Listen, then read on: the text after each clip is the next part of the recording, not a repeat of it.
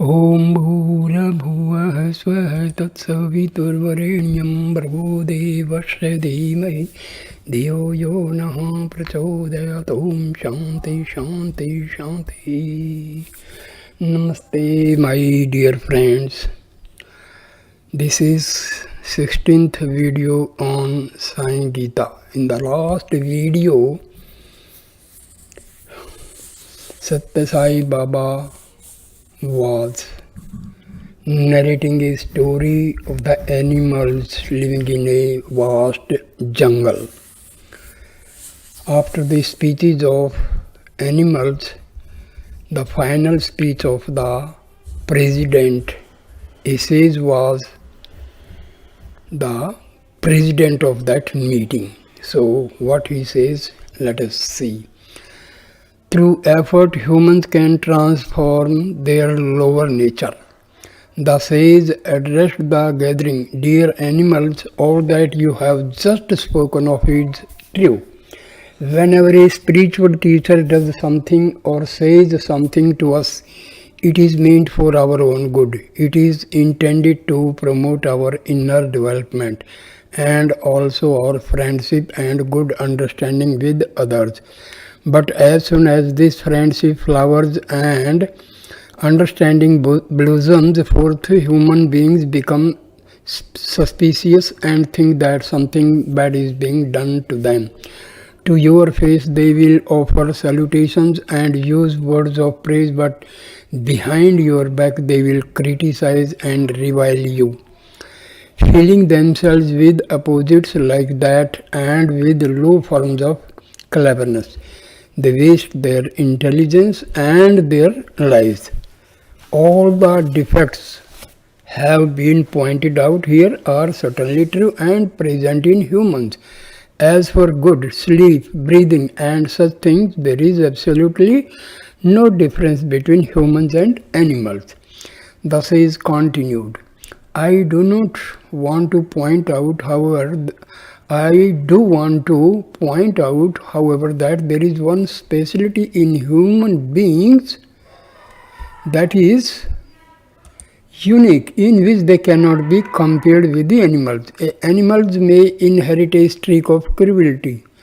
Once they have acquired that, they cannot change it. A tiger, however hungry he may be, will not eat rice and curry. He only aspires to have mutton. He will not settle for just a little tea and biscuits. However much he may try to change his habits, he will not succeed. On the other hand, if sufficient efforts are made by humans, they can transform their cruel nature and any of their bad habits. The most important difference between humans and animals is that humans with effort can bring about a complete transformer in themselves, whereas animals will not be able to accomplish that. These special capacities and skills for transforming themselves are only available to human beings. The fox got up and said, Swami, we will concede that human beings have these special capacities for changing themselves.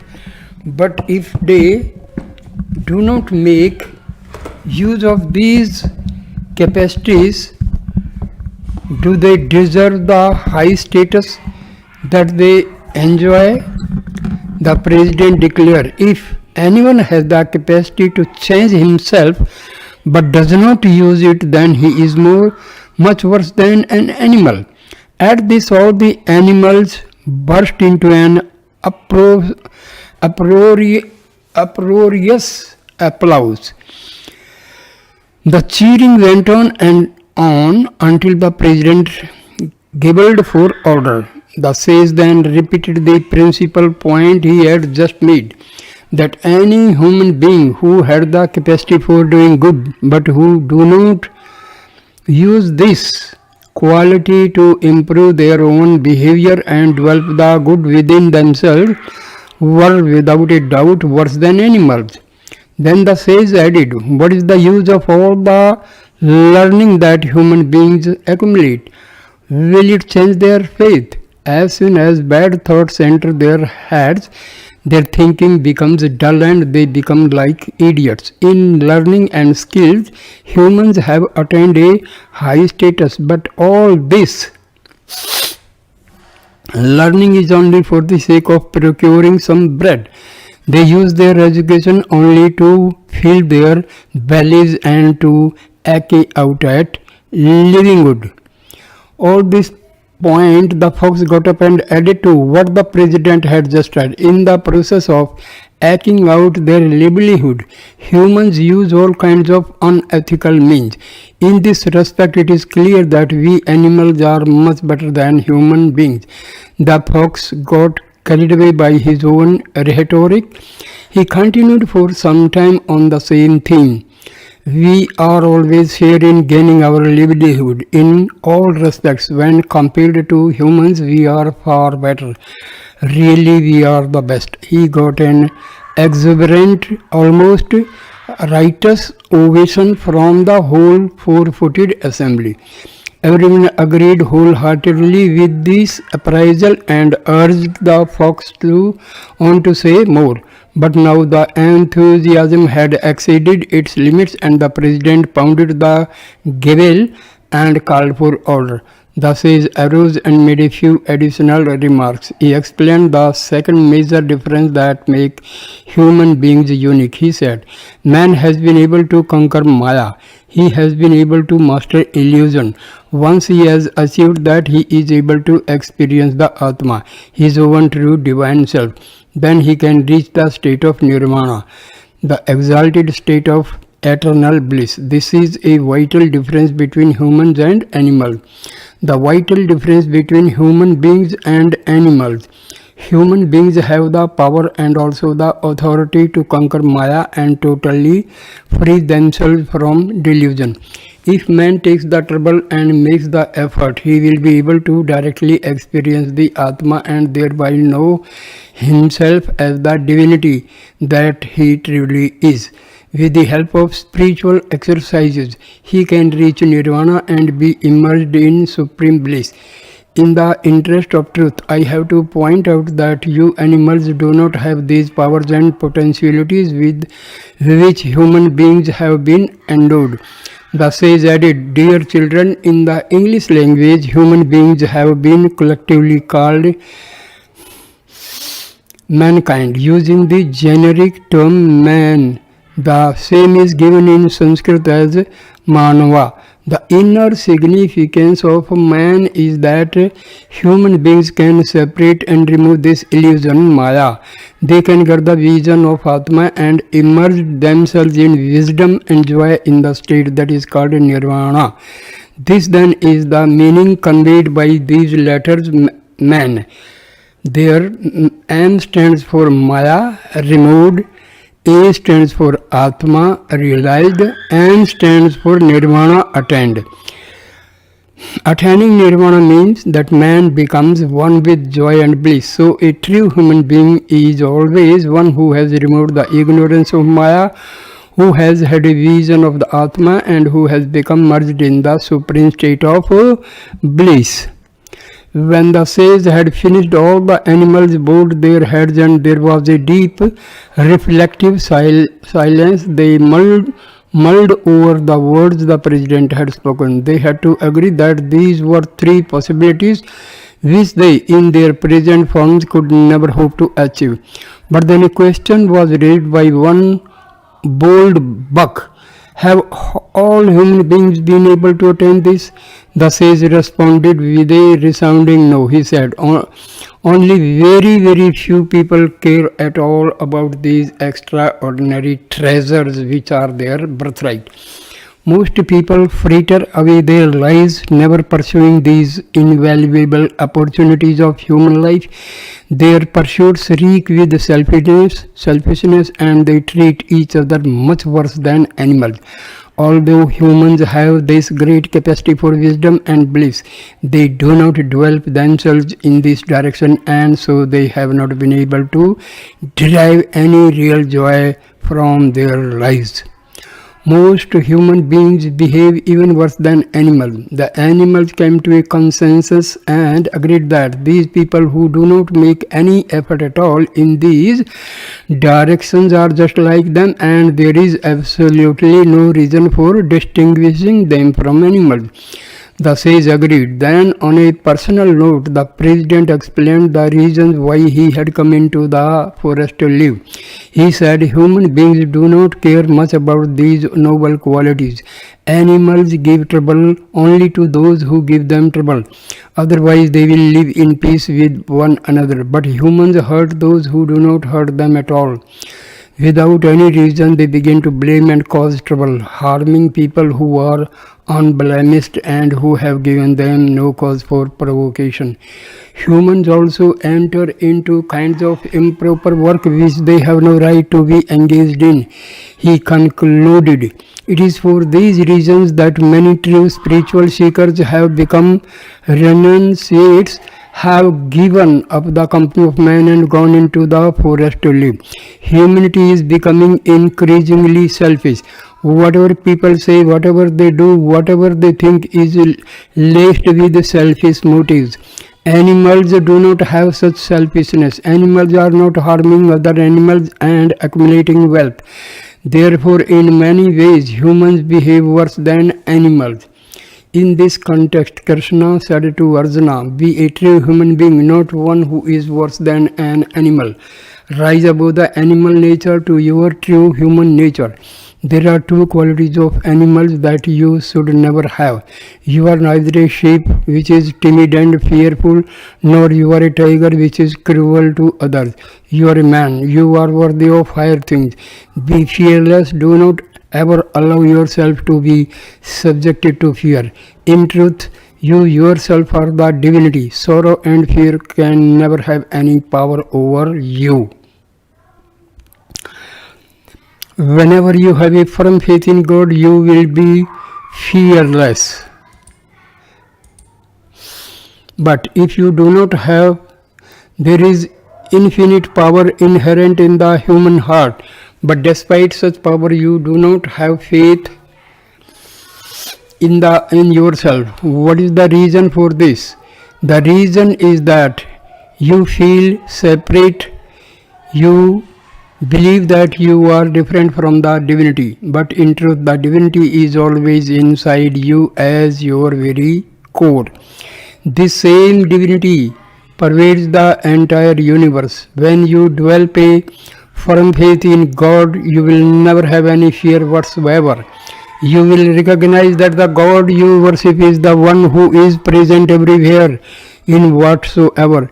You will recognize that the God you worship is the one who is present everywhere in everyone and everything, and also in yourself. That belief will remove all vestiges of fear from your heart. But if you do not have that faith, then you will be ridden with fear. Every moment, every step, you will be afraid. When a truck comes in the opposite direction on the road, you will be afraid. Right from the very moment when you get up from the bed until you again go to bed, you will be afraid. And even in bed, you will be afraid that thieves might break into the house and steal your belongings. You will be expending your entire time in fear. But this is not the way a human being should live. You should become steeped in the conviction that the divinity is present everywhere and thereby attain utter fearlessness. Your faith in the omnipresent divinity is the key to developing fearlessness.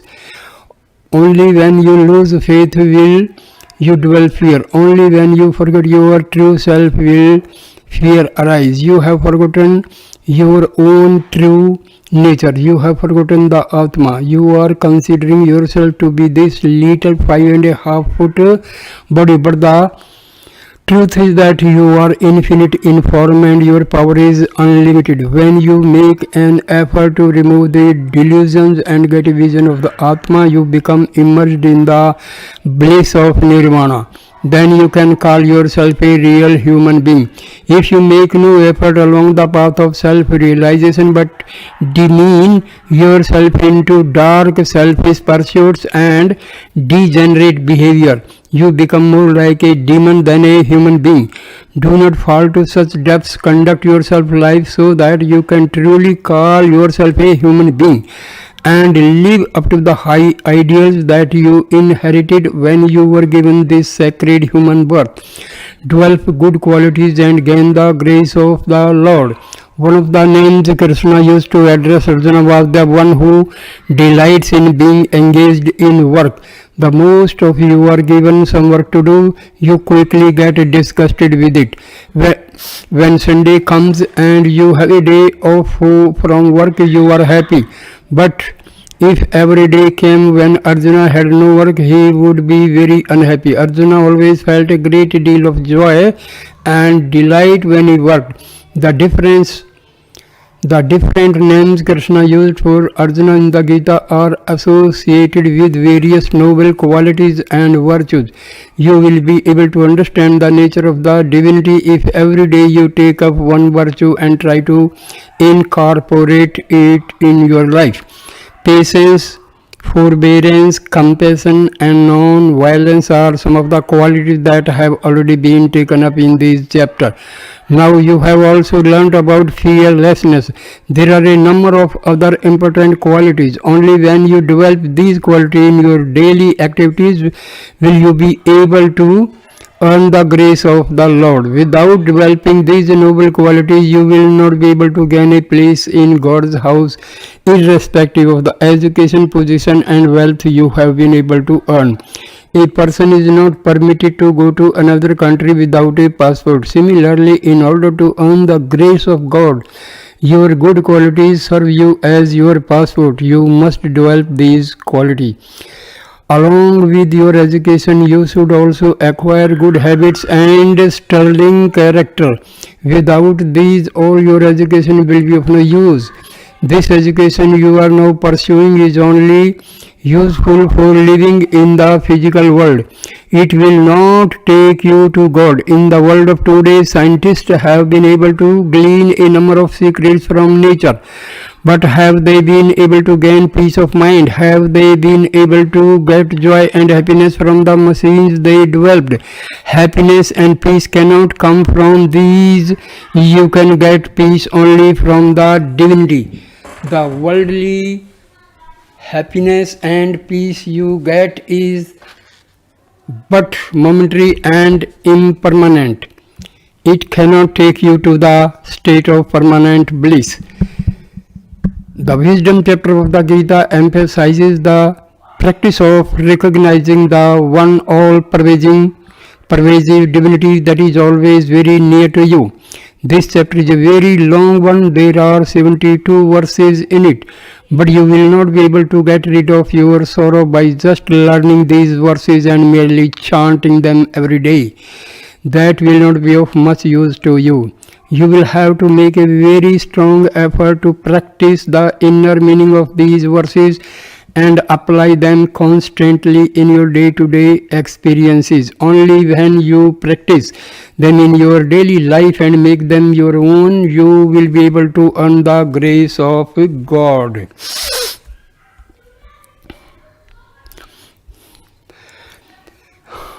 And be forever united with Him. Turn towards God and God will turn towards you. When you develop your power of discrimination and become fully awake to the indwelling divinity, you will not suffer sorrow nor be subjected to fear. But as long as you have attachment to the body and attachment to objects, fear and suffering will be with you.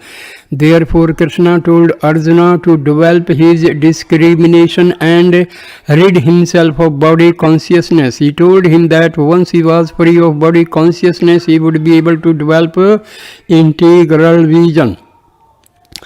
embodiments of love. Mankind today has three types of vision. The first is body oriented vision, which is totally superficial. When you have this kind of vision, you see only the external appearance of others, such as the clothes and the ornaments they wear, their facial features, their body characteristics, their peculiarities of speech, etc. This type of vision is oriented only towards the phenomenal world.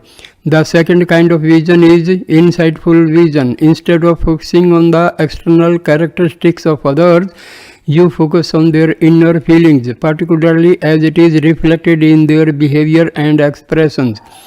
You gauge the thoughts in another's mind and the feeling in their hearts by carefully watching what they say and do.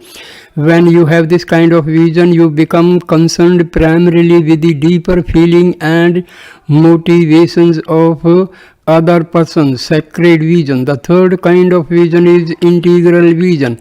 With this kind of vision, you do not concentrate on another's external features or even their inner feelings.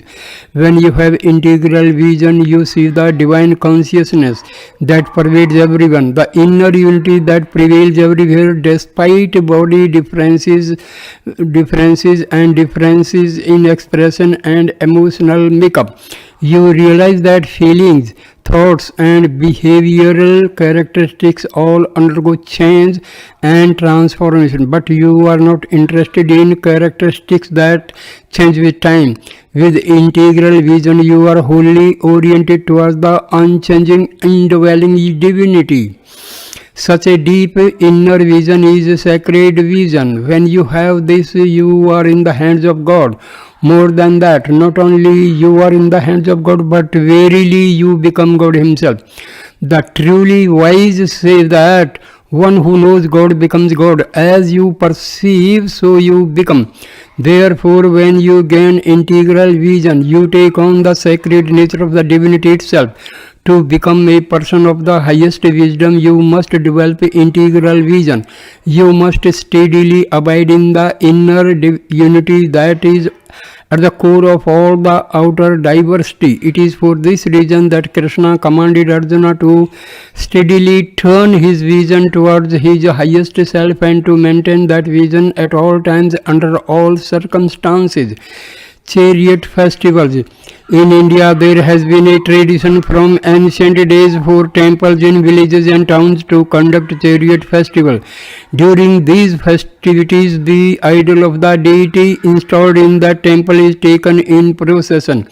First, a huge chariot is constructed for this purpose. Then the chariot is elaborately decorated and beautiful seat is provided therein for the deity. On the auspicious day, the deity is transferred from the temple to the chariot with appropriate rituals and incantations. The chariot is then taken through the streets in a colorful procession pulled by devotees and preceded by groups of dancers, musicians and singers. Along the course of the procession, many people offer worship to the deity by lighting sacred lamps and waving them as the chariot comes by. During these festivals, thousands of people gather coming from all surrounding villages. Three kinds of people come. The first kind, which constitutes the bulk of the people present for the festival, concentrate all their attention on the chariot and its external appearance. Then there are others who concentrate mostly on the sacred feelings generated by the procession, such as the fervent piety of those who are pulling the chariot, the ecstatic joy of the dancers and singers, and the reverence of the priests and devotees who are offering worship. Thirdly, there are a few who recognize the real purpose for which this festival has been arranged.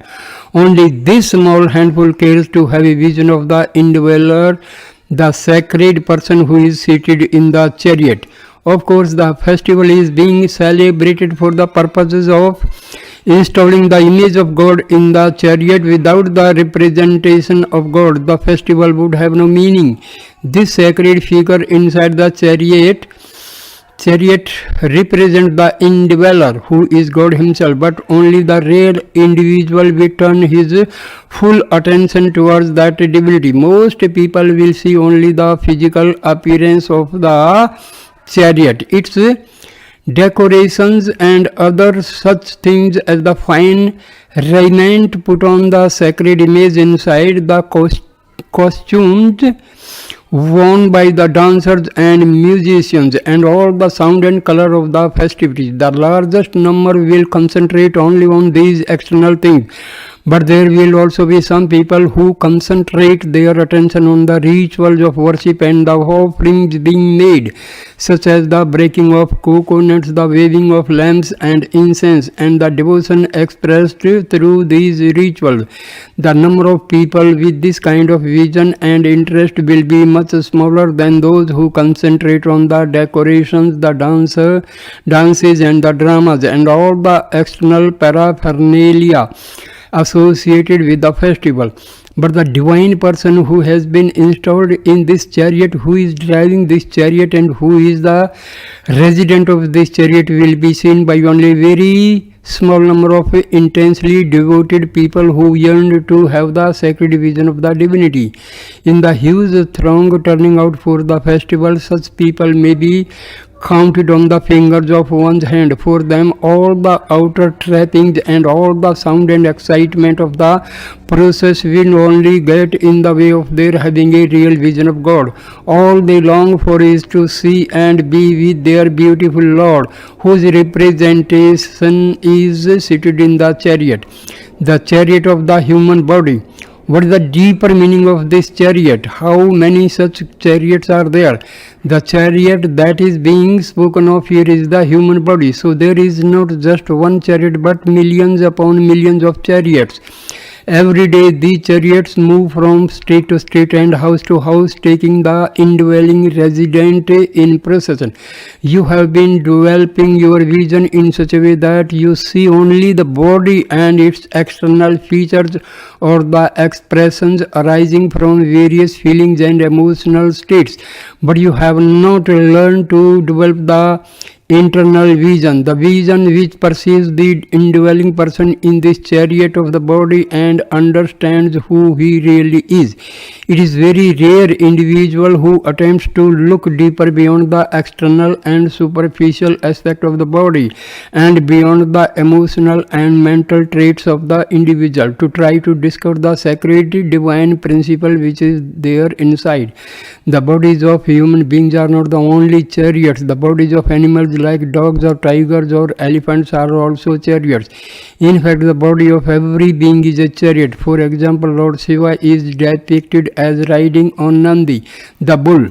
The bullock is Shiva's chariot. Yet when you see a bullock, you do not think of Lord Shiva. Still, he will be seated there. When you see a rat, you will not be thinking of Ganesha, the elephant god, who represents the aspects of protection and wisdom in the divinity. Lord Ganesha will be there riding on that rat. The rat is his vehicle. So it is also a chariot in which God is installed. In a similar way, lions, crows, dogs, snakes, eagles, and so many other animals and birds are used as vehicle for the many different aspects of God. In truth, every living being is a chariot taking God in procession. These days you are developing the vision that sees only the chariot. You are focusing all your concentration on the external decorations. In this age, almost your entire time is spent on adorning the chariot and seeing to the comforts and pleasures of the body. As a result, you are paying attention only to the external differences and you are not spending any time trying to see the indweller.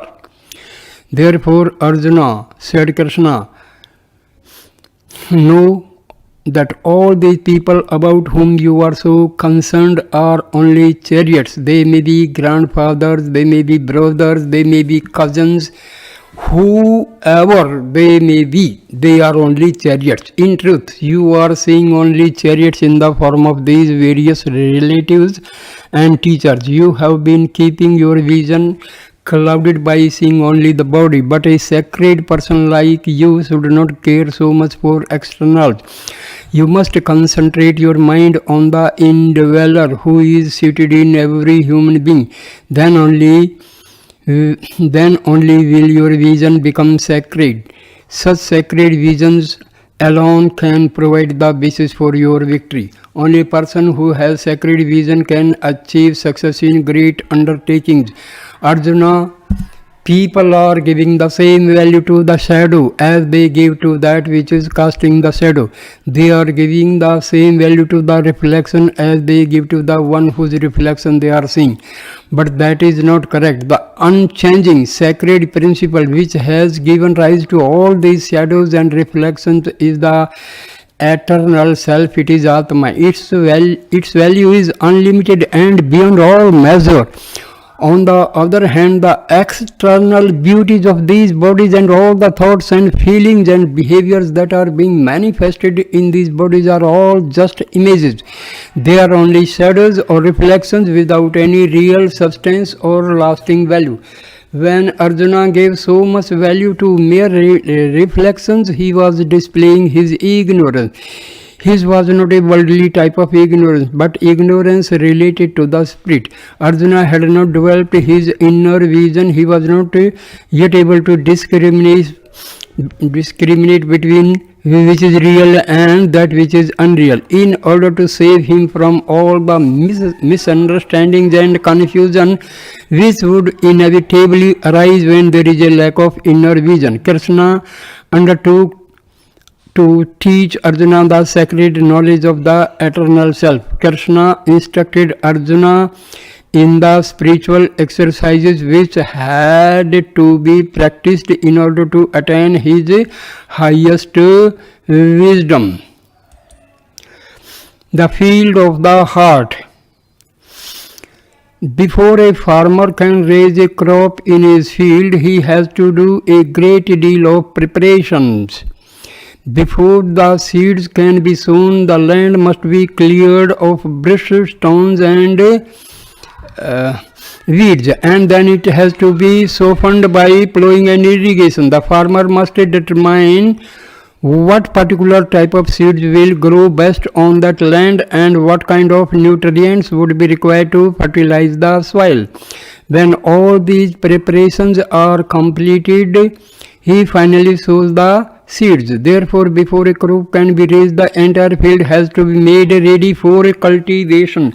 Stones and weeds have to be dug out and thrown away. Only then can the appropriate seeds be sown to assure a good crop. In a similar way, a spiritual aspirant must also carefully prepare the field of his heart.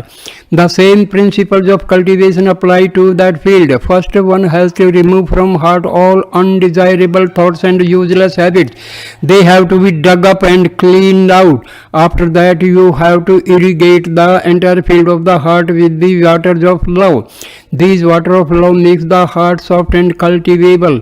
With the help of spiritual practices, you have to plow the field of your heart and spread the fertilizer of faith in order to make the soil rich and nutritious for the seeds to grow well there. Only when all this has been done will the entire field of the heart be ready for sowing. When the heart is covered with bad weeds of base thoughts, when it is barren, hard and dry and infertile, how can good seeds grow there and have any chance of maturing into a beautiful crop? It is in this connection that Krishna said to Arjuna, Arjuna, you must cultivate and transform the field of your heart. You must root out your external vision, develop a pure and strong flow of love for God. Sow the seeds of God's name in your heart and you will raise a rich harvest of unity consciousness there. For that is what grows best in that field. That is its very nature. Then you will become a man of steady wisdom and attain your spiritual goal. In the garden of your heart, you will be able to enjoy the sacred fruit of liberation. Once you have that, fear can never again trouble you. True fearlessness. When you have steady faith and an integral vision, and when you constantly think of the indwelling divinity, you will not become elated by joy nor shrink away from sorrow. It is only then that you will become completely fearless. Fearlessness does not mean the absence of fear. True fearlessness completely transcends fear. It is altogether different and much higher than the mere removal of fear. The latter is a momentary experience. It comes and it goes. For example, if you happen to see a rope lying on the ground after dusk, you might think in the failing light that it was a snake. Fearing that the snake might harm you, you would switch on your flashlight to get a better look at it and see if it is a poisonous snake. But as soon as the light shines on it, you realize that it is not a snake at all but a piece of rope, and with this realization your fear disappears instantly. Here you were subjected to fear and then you became free of fear. Both were just transitory experiences. Fear is only a delusion created by the mind. Lack of fear is also a delusion created by the mind. Mistaking one thing for another leads to fear. Recognizing the mistake and rectifying it leads to the removal of that fear. But true fearlessness is not associated with these two at all. Fearlessness is a permanent state where there is no question of ever experiencing any fear. When you are imbued with fearlessness, you are continuously aware of your own reality.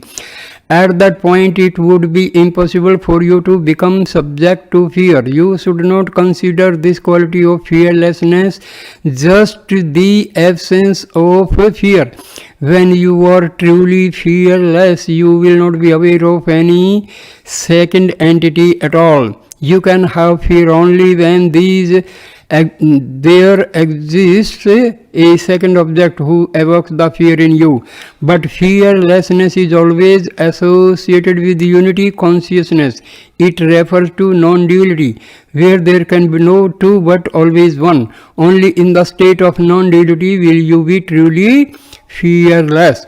When you forget your true self, you will suffer from fear. When you remember only the world and not God, you will suffer from fear. When you are filled with desires and attachments, you will suffer from fear. When you are deluded by objects, you will suffer from fear. On the other hand, when you are immersed in the transcendental reality, you will be totally free from fear. You will never be afraid of anything. Then you will be truly fearless. Krishna said, Arjuna, there is only one thing you will have to develop. You need not dwell further your vision of the phenomenal world, nor do you need to further develop your mind. You need only to develop the vision of the one existing everywhere in everyone. If you know it and if you remember it, then you will not be subject to this constant cycling between fear and its removal. So long as you have the deluded perspective that the world is real and made up of separate objects, your vision will be clouded and you will be subject to fear. But when you recognize the truth of the unity of the whole creation, you will be forever fearless. A person like you should become wise and never again experience fear. So I end this video here. Thank you, my dear friend, for watching and listening this wonderful video. Please like, comment and share the video and subscribe my channel. Thank you. Namaskar, my dear Sai Rams. Namaste.